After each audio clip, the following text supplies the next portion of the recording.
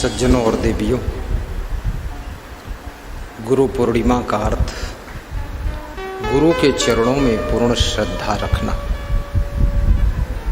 पूर्ण भाव से उनकी सेवा करना और उनके प्रवचन को सुन करके अपने जीवन की पूर्णता की अनुभूति करना, ये गुरु पूर्णिमा का तात्पर्य है। आपका जीवन हर तरह से पूर्ण हो, आपके जीवन में सुख शांति का आगमन हो, परिवार में एक दूसरे के प्रति पूर्ण प्रेम हो, घर का कलह कलेश समाप्त हो, आपका जीवन सुखी हो, ऐसी मैं शुभकामना करता हूँ। गुरु जी से यही आशीर्वाद मांगता हूँ।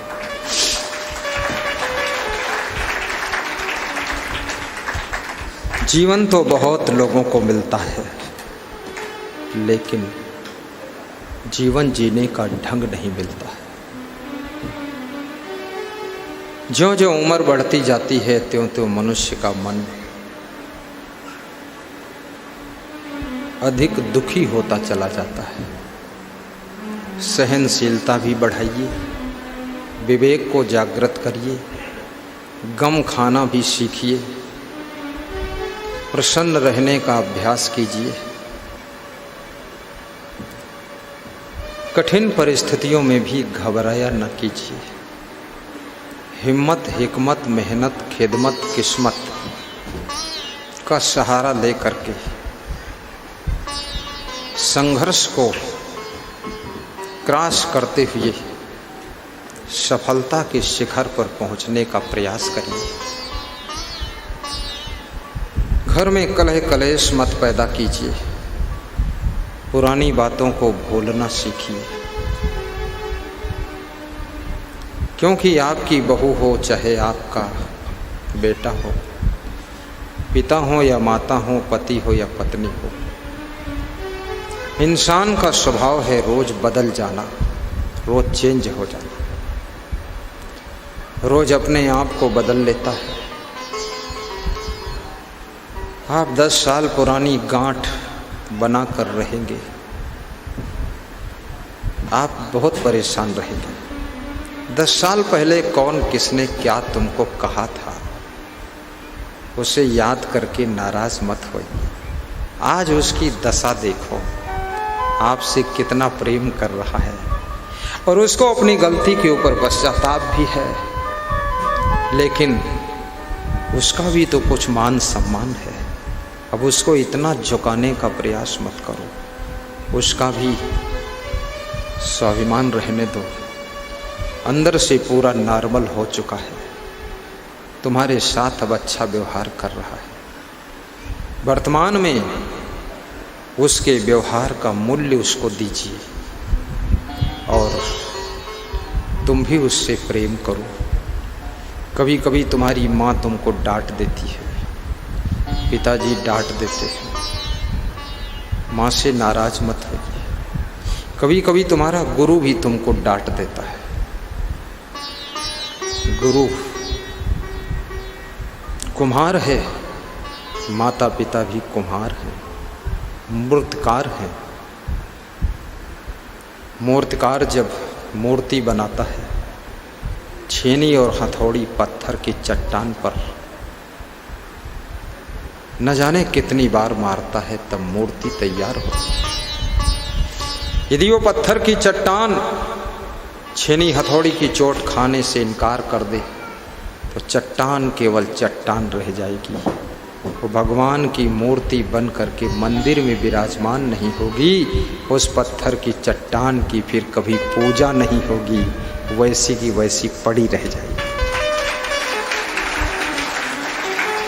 इसी प्रकार से अब हर संतान को अपने माँ बाप के अनुशासन, नियम, डांट की छेनी हथौड़ी की चोट खाने के लिए तैयार रहना चाहिए। महान बनोगे। हर शिष्य को अपने गुरु के अनुशासन और ज्ञान की चोट खाने के लिए रेडी रहना चाहिए। जगत में पूज्य हो जाओगे, महान बनोगे, सुखी रहोगे। माता पिता और गुरु से ज्यादा बड़ा हित चिंतक तुम्हारा कोई दुनिया के अंदर नहीं होता है। और जो ज्यादा तुम्हारा हित चिंतक होता है, तुम कहने लग जाते हो कि हमारे पिताजी तो नहीं है, लेकिन वर्तमान में हमारे ये पिताजी से कम भी नहीं है। वो समझाने लग जाता जो आदमी। मैंने सुना है एक मूर्तिकार किसी जंगल के रास्ते से गुजर रहा था। जिस कार्य को करने में तुम प्रवीण होते हो, कुशल होते हो, पारंगत होते हो, उस कार्य का जब अवसर मिलता है तो तुम्हारा मन हर्षोल्लासित हो जाता है कि इसको करूं मैं। तो उसने देखा एक बहुत सुंदर पत्थर की चट्टान पड़ी हुई है जंगल में। पहाड़ी है, जंगल है, चट्टान है। वहीं पर वो मूर्तिकार बैठ जाता है, अपने थैले से छेनी हथौड़ी निकालता है और उस चट्टान के ऊपर चोट करने की कोशिश करता है कि इस पत्थर की चट्टान को मूर्ति बना दूं, भगवान की, हनुमान जी की मूर्ति बना दूं। मूर्तिकार जो भी मूर्ति बनाता है, पहले उसके मन के अंदर मूर्ति बन जाती है। मन के अंदर मूर्ति की रचना हो जाती है कि राम की मूर्ति बनाना, कि कृष्ण की गणेश की शिव की, और की मूर्ति बनाना है कबीर की, किसकी बनाना है। मन के अंदर मूर्ति का निर्माण पहले होता है। मन में कल्पना हो जाती है, मन में सपना देख लेता कि ऐसा बनाना है। ज्यों ही हथौड़ी और छेनी निकालता है मूर्तिकार, त्यों ही वो चट्टान से आवाज आती है, ये मूर्तिकार अपनी हथौड़ी और छेनी थैले में रख ले, मेरे ऊपर हथौड़ी और छेनी चलाने का तेरा कोई हक नहीं है। मूर्तिकार गमगीन हो जाता है और हथौड़ी छेनी को थैले में रखकर आगे चल देता है। चलते चलते चलते चलते जंगल पार हो गया। एक चट्टान और दिखाई देती है, पत्थर की चट्टान। फिर उसका मन लालायित होता है कि इसकी मूर्ति बना दूं। सत्संग सुनाने वाले को श्रोता मिल जाए तो उसका मन लालायित हो जाता है कि थोड़ा प्रवचन सुना दूं। भजन गाने वाले को भजन सुनने वाले मिल जाए तो तुरंत तो भजन गाने लग जाता। ढोल नहीं है तो अपनी टांग पर ही थपाक लगाने लग जाता हो, गाता है। बांसुरी बजाने वाले का जब सुनने वाले कोई मिल जाते तो बांसुरी नहीं मिली तो ऐसे अंगुली करके ही बजाना शुरू कर देता है। ये जो कार्य करने में तुम प्रवीण हो, उस कार्य को करने का अवसर जब मिलता है तब तुम कुशलता के साथ उसको ललायित होकर करना चाहते हो। मूर्तिकार ने ज्यों ही छेनी हथौड़ी निकाली थैले से, उस चट्टान से आवाज आई कि धन्य हो मूर्तिकार, तुम्हारा इंतजार करते करते हजारों वर्ष बीत गए। मैं चट्टान के रूप में यहाँ पर पड़ी हूँ। न जाने कितने लोगों ने लात की ठोकर मारी है, न जाने कितने लोग मेरे ऊपर बैठ कर चले गए। आज शायद तेरी कृपा से मेरी जिंदगी बदल सकती है।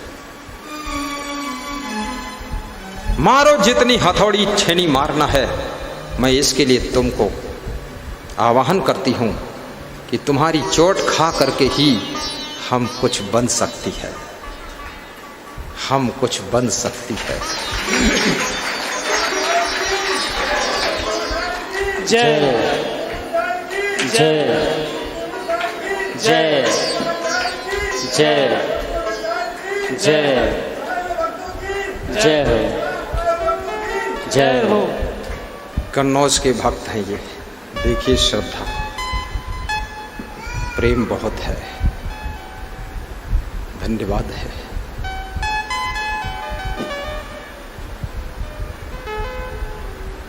बहुत प्रेम से मुस्कुरा करके मूर्तिकार छेनी हथौड़ी की चोट मार मार कर उस चट्टान में जो फालतू पत्थर था उसको काट काट कर निकाल कर फेंक देता है, और शेष जो पत्थर बचता है अब वो पत्थर नहीं है, वो चट्टान नहीं है, वो किसी भगवान की मूर्ति बच जाता है।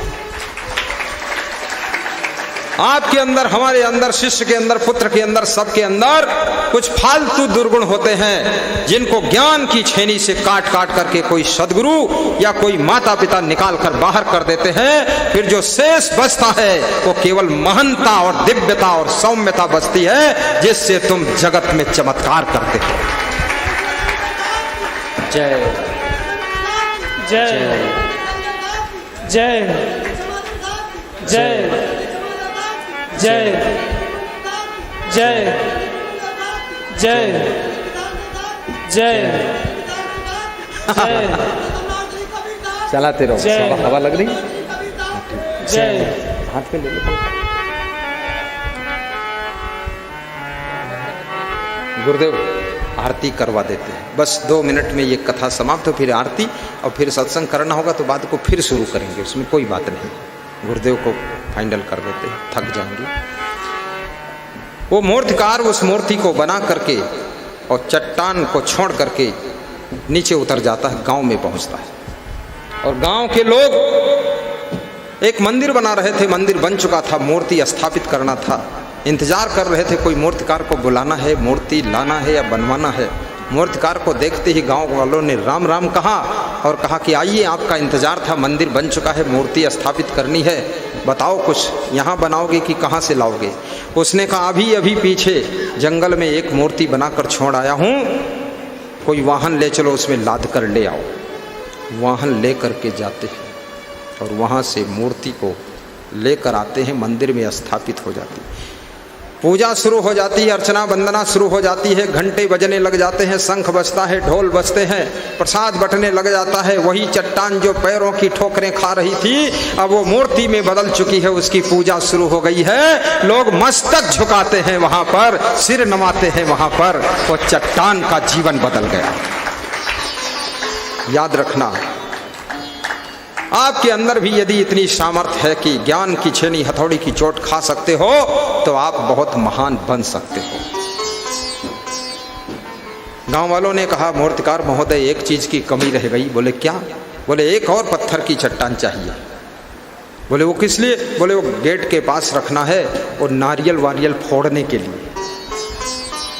तो मूर्तिकार ने कहा चलिए एक चट्टान और पीछे छोड़ आया हूं, उससे आगे, उसको ही मैं मूर्ति बनाने जा रहा था, उसने छेनी हथौड़ी मारने से इनकार कर दिया, तो वो भी पड़ी है, उसको उठा लाते। बैलगाड़ी लेकर गए, गांव के लोग उसको लाद कर लाए, मंदिर के गेट के सामने बाहर रख दिया और जो लोग आते थे उसी के ऊपर नारियल फोड़ते थे धड़ाधड़ उसकी खोपड़ी पर। तो वो चट्टान को दुख होता था कि एक ही जंगल एक ही पहाड़ की हम दोनों चट्टान हैं, दोनों बहन बहन हैं, दोनों सगे हैं, लेकिन एक की पूजा हो रही है और हमारे खोपड़ी पर फोड़ा जा रहा नारियल, ये क्या मामला है? तो आपस में बात कर रही थी दोनों चट्टानें, दोनों पत्थर, कि हम तुम एक ही जंगल में एक ही पहाड़ में पैदा हुए, लेकिन तुम्हारी पूजा हो रही है और हमारे सिर पर ये नारियल फोड़े जा रहे हैं, हथौड़ी चलती है, क्या भाग्य है। तो जो भगवान की मूर्ति बन चुकी थी चट्टान, उसने हंस करके कहा मेरी गलती नहीं है, आपकी गलती है। जब मूर्तिकार ने छेनी हथौड़ी निकाला था तुमने मारने के लिए मना कर दिया था और मैंने मूर्तिकार को धन्यवाद दिया था कि जितनी हथौड़ी छेनी चलानी चलाओ, लेकिन मेरी जिंदगी को बदल डालो। इसलिए मैं मूर्ति बन गई और तुम पत्थर की पत्थर रह गई, तुम पर नारियल फोड़ा जा रहा है। याद रखना, कुछ बनना है तो सहन शक्ति बढ़ाइए, गुरु के ज्ञान की चोट को सहना सीखो।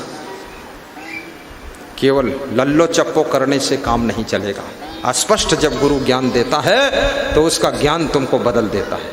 हम अपने संतों से कह देते हैं, साफ साफ बोल देते हैं कि अपनी आँख को संभाल कर रखना, कान संभाल कर रखना, चरित्र को चमकता हुआ रखना, क्योंकि धन की उन्नति ही उन्नति नहीं है। धन तो बहुत लोगों के पास हो जाता है, धन की शोभा तब है जब हमारा जीवन धन्य होता है, तो वहां धन सुशोभित होता है।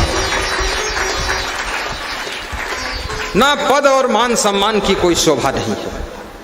कितने लोग हमारा सम्मान करते हैं इसका कोई अर्थ नहीं। यदि हमारा चरित्र अच्छा है तब सम्मान मिलता है, उसकी शोभा बनती है। इसलिए हमको वैराग्य में मजबूत होना चाहिए, ब्रह्मचर्य त्याग तप में मजबूत होना चाहिए और चरित्र में चमकता हुआ होना चाहिए।